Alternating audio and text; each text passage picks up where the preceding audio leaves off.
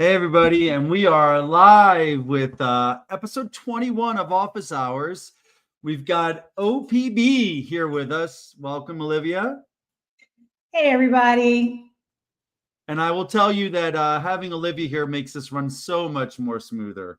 And I will say that her smile and personality balance out my directness on occasion. So thanks for coming with that, Olivia.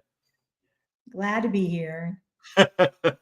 So before we get started, I did want to talk about and thank one of our sponsors and actually share with you an opportunity. So we've been partnered with Heritage Construction out of Texas for quite a while now, and they are a really cool firm that does a lot of construction and repair after weather events. And so they are hiring account managers throughout Central Texas. And this is what's really cool about this job if you haven't heard me explain it before.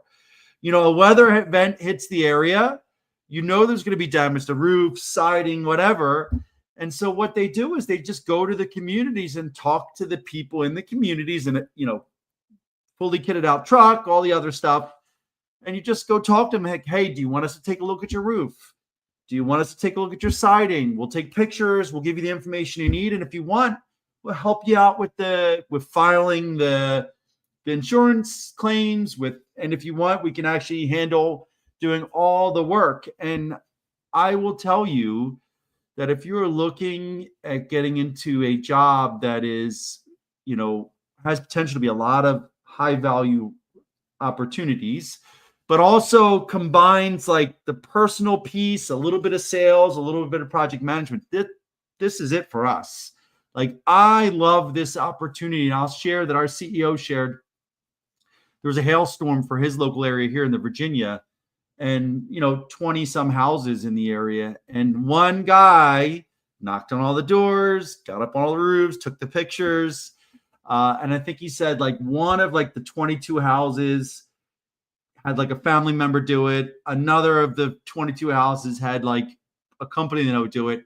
And then that one guy got like 20 houses because he knocked and they put the signs out and everything. And they did Nick's house, and he said they did a great job and they handled all the stuff. But if you think about, the commission on 20 homes in a month, 4 to 6 weeks, this guy just made bank, probably made as much as most of us make an entire year. So if you're interested in learning more, I encourage you to check it out on our Hire Military website and the direct hire roles, and check out the account manager positions. And we can connect you to them questions, and we wouldn't partner with a company if we didn't think it was a great opportunity. So okay, now let's get into the day-to-day office hours piece. I will share with you all that I'm fasting today for general health purposes. So I have a strong coffee here and an empty stomach. So you get what you get. That's life. And I see Olivia's like, oh no. So let's. It's going to be an interesting one. Yep. Well, I will say, normally Olivia says this. If you're joining us, what were you going to say? Well, if you're joining us, say hi. I see we have a couple so far. Brad, hello. Nice for you to join us.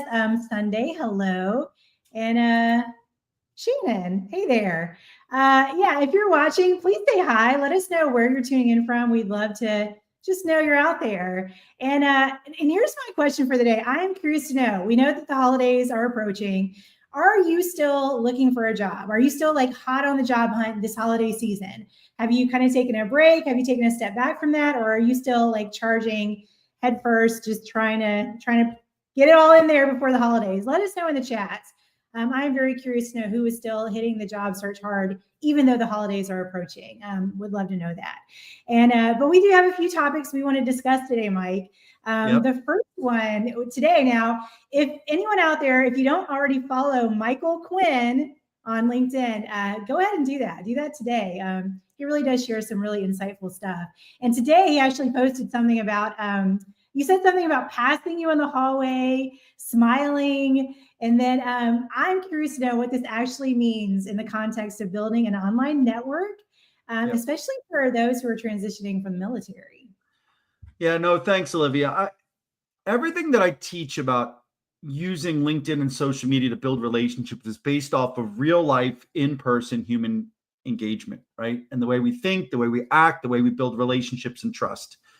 And so what I said was, if I passed you in the hallway 3 times a week, like I walked past you in the highway, and each time I just kind of smiled and went like wave. Maybe once in a while I said hi, and it happened week after week after week.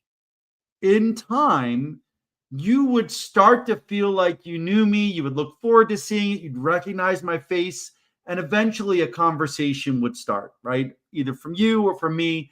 And based on that conversation, trust would form. And so what I want to liken this to is your engagement on LinkedIn, right? The idea is, if you engage regularly. So for instance, Olivia said, if you comment where you're from or say hi, right? If I see your smiling face in the comments with hi or hello, Mike, or whatever, right? That's like we passed in the hallway. If I see your post and it's you going to an event, or you doing a promotion ceremony, or you doing some training or hitting some hard PT or whatever, those are like passing in the hallway. And so what happens is, through LinkedIn engagement, you want to pass people in the hallway. You want them to see your smiling faces. They want to see your positive attitude. They want to hear your stories multiple times in a way that resonates with them before you get to an ask, right? And so the way I explain it is, the first time I see you is like a like, a comment, maybe a post, maybe a share, right? And then maybe it's a message just saying, hey, Mike, hope all is well, happy holidays. They're little things where you're not asking for something, but we're passing in the proverbial hallway. And then in time, you get used to seeing them. So a couple people did this very targeted, right? And one was Amish Smith. And I still have his name programmed in. Marine. Every day when I posted for like 6 months, I got a comment that was like a positive reflection. Not a whole lot of time, but every day I saw Amish's name, picture, headline, and his comment. So I got to feel like I know and trust him. And there's other people that do this right, like really well. Gary Steensgaard does it really well for like HR and sharing his life, to the point where I feel like I know him so much better. Like, I feel like we've spent so much more time with each other than the amount of time we really have actually met. Alfredo Torres, same thing with his Paisley. It's just, getting into the habit of sharing and engaging enough in your present tense so that people get to know you. Now, there's a couple caveats to this, right? This dials back into my concept of social capital, right? And what I mean by social capital is, you think about your brand, your network, your relationships as a bank account, right? Or an investment account or whatever. So every time you comment in a positive manner, every time you post, every time you share, engage, right? You are investing into that bank account, and it gets interest that compounds over time. Every time you need something, you're making withdrawals, right? So if you reach out to someone for an informational interview, you reach out to ask for a referral, you reach out to ask someone to resume, or you ask your network to make connections for you broadly, you are making withdrawals, and you can never go to a negative bank account. And where I say that we have a huge advantage is, like, as a veteran, you start off with a pretty decently sized bank account based on our shared sense of service. And so that's where, I want people to take that bank account, invest through engagement, and then make the ask. And then the last part of this, I know, Olivia, you could jump back on. You're going to ask a question in a minute. But the last part of this I'll say is, like, if we're passing in the hallway, you wouldn't be like, do you have a job for me? Right? Like, that's not, people are going to like, oh, if you ever walk out and through the city and someone's handing out those flyers, like, everyone's like, don't look at me, let's avoid them, or if you hear someone like yelling at the phone or talking bad about a company or whatever, like, oh, I can't believe that company, they really suck. Like, that doesn't draw us in. And so what I just think about your real everyday human engagement. And if you engage that way on social media, you will build the same relationships at scale, right? Through your network. And if you want more to pass more people in the hallway, you send out more connection requests. So you can decide who you're going to pass in the hallway. It's like you chose to pass through like the Bank of America hallway and just bump into a bunch of BOA recruiters and hiring managers. That's what I mean by connecting with the right people. So speaking of connecting with the right people and using LinkedIn to its fullest potential, tell us about LinkedIn Premium and how, I guess, veterans and military spouses can get that for free. Yep, absolutely. And service members. So the biggest change from LinkedIn Premium is that LinkedIn has given LinkedIn Premium to service members, active, guard, and reserve for their entire military career, right? Your entire military career. So the way it works is you get them in 1 year increments. So you sign up, you go to linkedin.com/military. It goes to their social justice, their social LinkedIn for Good page, which is their nonprofit arm. And what happens is you click on active, guard, or reserve, and you go through their Sheer ID identity verification tool that just basically checks DMDC, Defense Manpower Data Center, is the Department of Defense repository of everyone that ever served to see whether you're serving or have served. If you're serving, and they can verify it through either like the online check or through like a driver's license, and the information you provide, then you get a free year of LinkedIn Premium. And when that expires, the next day, if you're still in for at least a day, you do it again. You do another year, another year, another year. If during the course of one of those years you get out, then you can once go back in as a veteran and get one free year. So veterans get 1 year. Now, I have a lot of people say veterans should get it forever. And I have to explain people that, money doesn't grow on trees. There are 16 million veterans in the United States. You cannot expect them to give 16 million people premium licenses for life. Like that's not reasonable, right? So take the 1 year and use that to find your next career. And then military spouses get it every PCS. So I will say some spouses have said they've had problems with this. They said, you've already gotten your free year, whatever. I have, I confirmed it with Corey Boatwright, the head of veteran programs for LinkedIn. And he said, yes, they get it every PCS. So what I would encourage military spouses to do is just Google LinkedIn help desk ticket, whatever. And actually, if you don't get it, submit a help desk ticket and then see if you can work through their system to get it that way. We're going to need some people to just kind of help them work through the wickets. And if you get all the way through all the help desk support and can't get it resolved, I would send it over to Corey Boatwright and just say, hey, Corey, like but he's got to have something to work with. Like, here's the help desk ticket number. I've worked through all these wickets. I still can't get it. I'm a spouse. We PCS 2 months ago, 3 months ago. I submitted all the documentation. Is there anyone to help? That gives him something to work with. But, just it's not working. There's no way to pull that thread and get to a resolution. So, but it is one other piece, Olivia, and stay up like this. One other piece is LinkedIn has moved a lot of really cool tools in the premium. So like the interview prep tool, where you can record yourself looking at the camera for interviews and send it to mentors to review, and you can get tips on how to do it. That's all now in premium. To make yourself a top candidate for jobs, AI coaching. If you get to LinkedIn Learning and go to the AI coaching portion, like they will help you tailor resumes. Like they've added so many cool tools to premium that it's such a great resource. And the most important part of all of this is the free search, the unlimited search function that, and the ability to send out like 100 connection requests a week for premium. Like that gives transitioning military over more than a year to start working on and building their network and talking to people and spreading out those information interviews. So, hats off to LinkedIn for making that happen. Yeah, for sure. And I know we both had experience with their help desk, and they're actually very helpful. So if you do have any problems with LinkedIn, the help desk will certainly get you squared away. Few comments here I wanted to just bring up. I asked earlier if anyone else is still, really just hitting the job search hard this holiday season.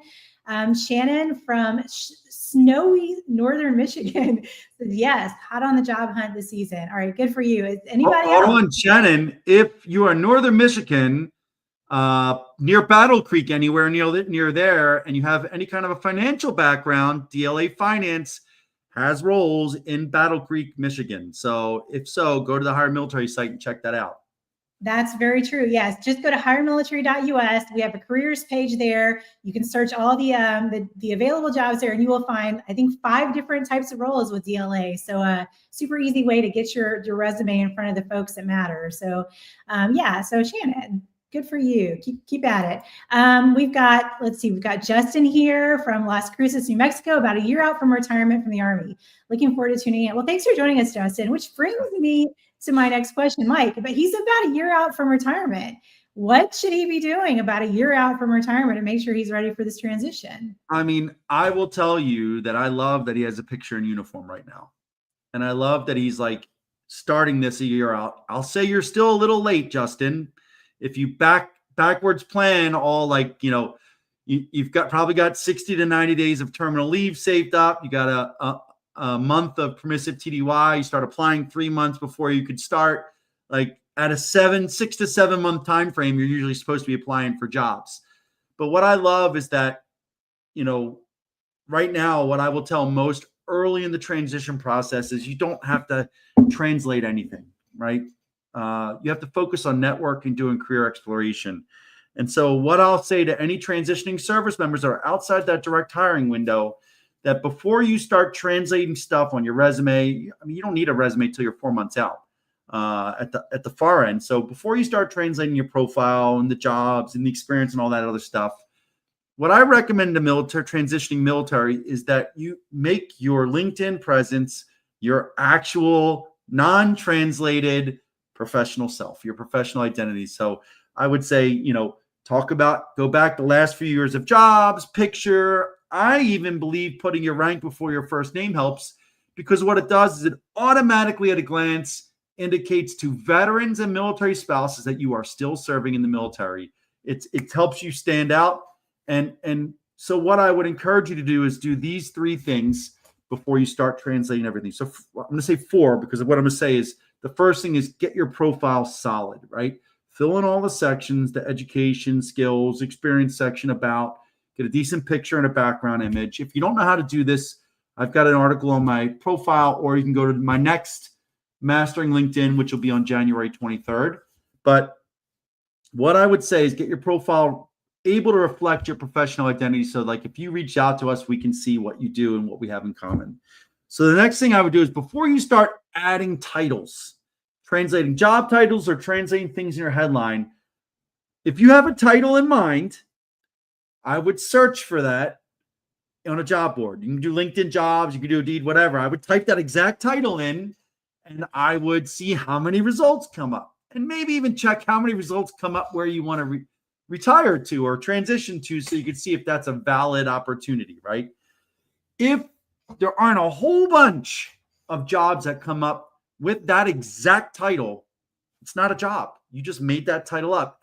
And I see it a lot for retirees, where we try to just start adding executive in there, or like executive senior leader, or vice president, senior leader, or, certified project director or whatever. Like these may be not exact real time, senior executive leader, or even, just you can go on, they make them up all over the place.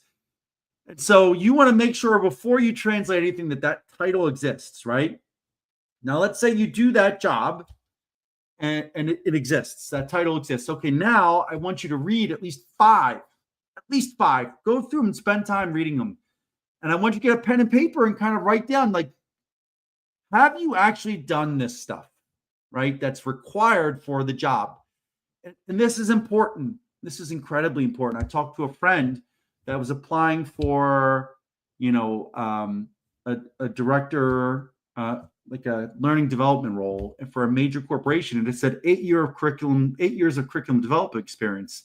And I said, I see right here, it says you've done this. You need to have this as a requirement. I was like, you're retiring as a very senior E9. have you actually done that? And they're like, well, I was in charge of the school. I'm like, I got it. You were in charge of the school, but have you actually created and developed curriculum for 8 years? And they were like, oh. And I'm like, okay. So now you found one you kind of like. You found one you feel like you have the experience. Now you have to talk to at least 5 people in that job. And I got them sending out connection requests. And the very first day, 3 veterans in learning roles agreed to hop on calls. And so you talk to them to learn more about what that means, because his curriculum development experience may be relevant. Maybe they have other people that are doing it. His leadership and the senior enlisted leader piece will be relevant, but you have to talk to people in that field. And so I asked the questions, but I've never developed curriculum for a major institution or whatever. So I'm not going to give you the exact truth. I'm going to ask you hard questions and have you go back and talk to them. So those are the 3 things really. So check to make sure it's a real job through a search, verify through at least 5 different results, and then talk to at least 5 people to make sure everything lines up. And if that's the case, you probably already have a few mentors that'll help you translate it effectively. All right. Good insights there. A few more folks tuning in. Brad, watching from Michigan, starting my retirement process and trying to learn. Again, Brad, I will bring up what Mike said earlier. We've got roles in Michigan with DLA. So if you've got any kind of a finance background at all, please do go to our careers page, hiremilitary.us, and just check out what's there. You might find something that appeals to you. And let me just add finance experience. It's not like I was a finance manager or I worked in a finance section. For a lot of senior leaders, when we just talked to our financial analyst today, he said, any experience working with budgets, like contracting officer representatives, paying agents, purchases, like government purchase cards, I laughed and I said, well, hey, I had a lot of experience as a sergeant major with UFERS, unfunded budget requests. I always went into those with my requests to make sure they were racked and stacked highly and we got what we wanted. But all of those things are potential relevant finance experience if you can articulate that on your resume. So I'd think about that a little different. Most retirees will have some financial experience. Yeah, and these are GS jobs, y'all. Yep. GS jobs, and so you can apply through our website, hiremilitary.us. So check it out. Michael's tuning in. Hi, Michael. Nice for you to join us today. We do have one more topic before we wrap things up. And I hear you say this a lot. I actually, all of our recruiters say this a lot. Don't expect for anyone else to put in more effort than you do. Right. Bottom line. Tell us more about that. I almost feel like you should be the one explaining this, Olivia. But I mean, so the transition is hard and it takes a lot of work. And I think that people get into it expecting they can go to TAP, do the basic level stuff that TAP teaches everyone, and just boom, you're done. Let's do a resume. Let's go to jobs. Let's just submit resumes. Let's go to ZipRecruiter or whatever, and it's all going to voila work. And I think what we need to understand is that you should not expect another person to put in more work than you do for your own transition.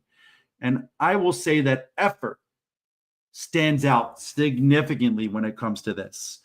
And so what I mean by that is, when someone says, here's my resume, do you have anything that matches my skill set? What they are really doing is they took their one resume, punted it to someone and said, hey, can you search through your job board, see anything that might match my resume that you took the time to read and analyze, and then throw some jobs back at me and I'll let you know if I think it fits or not. No, that's not a good tactic. Or people that are like, hey, like applying to jobs and they just send their one resume. I mean, I look at so many resumes that were submitted to jobs that don't give me any insight that person has any experience relevant to that job or could do it at all. So, when I say about, and then I'm going to add another one, a converse, like this is the human element of it. I will have people write me 6 and 8 paragraph life story questions with a resume attached and everything else like that. and I never met them before. I don't know who they are. And it is expecting me, like, I can't answer you, because if I answer you in one line or two lines, like, I'm a jerk. Like, so you really put the burden on the other person. You're like forcing us to have to do more. And that's not really going to be a path to success. And I had to learn this along the way. Like, I sent like 6 and 8 paragraph emails to people. And I remember my former spouse saying, "Oh no, tell me you didn't actually send that email." Like, don't send those long emails to people. And so what I want you to understand is that you should always put in more effort than the person that's working for you, and it will pay huge dividends. So, number one, career exploration. I get a lot of resumes that I will look at, and I kind of think that I know what rank they are and what type of jobs they are or whatever, but they weren't really tailored to the role. And I'm like, I think this person was this, so they could be relevant. But you know what happens? The people that tailor their resume and show they have that exact experience are boop right ahead of you in line. Like, oh, fantastic. There's 5 that say they have that exact experience. I see it on their resume. Boom. Let's get them over to screens. Let's get them over to the hiring manager, whatever. So the first thing I'm going to talk about is career exploration. And this means taking the time to learn about the jobs that are of interest to you, and really learning about what people in those jobs do, so that you can articulate how the experience in your background would make you a best hire, a great candidate. So doing that career exploration, I will tell you, this is where most transitioning service members that struggle, they skip this step. They don't spend enough time. They take the job. They say, I'm just a project manager, which is a fantastic job, but not for everybody. So I will say the career exploration is the number one piece. Number two, to affect that, you should do information interviews. And again, like, if you haven't done 30 or 40, you're not prepared. You've missed stuff. And you should do 5, 7, 10 in one job just to make sure it's a good fit for you. And so, but the other part of this is an informational interview is not asking for a job. Coming to an informational interview prepared, taking notes, following up with a thank you note. If they told you to do something or recommend you read this book, like, go read What Color Is Your Parachute. If you want that person to be a mentor for you, you got to write it down, do it, and come back to them. I will tell you, every informational interview I take, I give them all something to do. It doesn't matter what rank they are, including the generals and the admirals. I give them all something to do, and then I wait for them to come back to me. If they come back to me, I make all the interview, like, everything, like introductions, whatever. I support them. If they don't come back to me, all right, I think they're good. They don't need my help, but I don't want to invest a lot of my time and effort into somebody that isn't going to put more effort into it. And I certainly don't want to make introductions to someone that's just looking for an easy button. And then the third part, I already talked about tailored resumes. So, like, do your best before you apply to any job to make yourself look like you've done that job or you're qualified for that job. And then the fourth part is the interview prep, is showing up for interviews prepared. I had a friend and mentor introduced me during my transition to the leadership of TD Garden, the bank that runs TD Garden in Boston, where the Celtics and Bruins play. And he submitted me for the director of security for a sports facility where 2 major league teams play. And not to the recruiter, not to the screener, like to the leadership. And I got to the interview, and I didn't know what went into preparing for it. I'm like, I've been doing this for 24 years. I worked for the White House Communications Agency. I wasn't prepared. I bombed the interview, and it's a life-changing situation. So I tell people, use the interview prep tool, do mock interviews. I think there's a nonprofit called Candorful that'll do some with you. Like, reach out to them, get your mentors, and then just make sure you've actually, like, practiced, like 5 stories, answering in the STAR format that you can modify to make sure you give those good answers. And when you show up prepared, knowledgeable for interviews, you can focus more on the relationship building culture, reading the cues and everything else like that. You will be a much better candidate. So that is my do not expect more people to put more effort than you comment.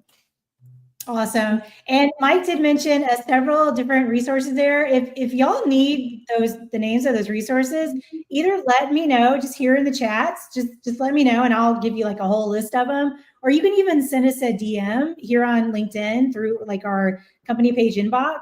It should be pretty easy to find that button that takes you to the inbox. And just ask me what those resources were. If you need anything, we'll be happy to give you like a whole list of them. So, but that's all for today. We are taking next Thursday off for the holidays, but we will have a special live event on Monday at 2:00 Eastern time, 2:00 p.m. Eastern time. So join us there if you're on LinkedIn and you want to hang out with our team for a little bit. But I think that's it's all office hours, right? Like hot job / hot. It's just holiday week. We'll just call it hot office hours. There you go. But yeah, that's all for today. So everybody have a great week and we will see y'all next time. Let me take us out of here. Bye, everybody. Bye, everybody.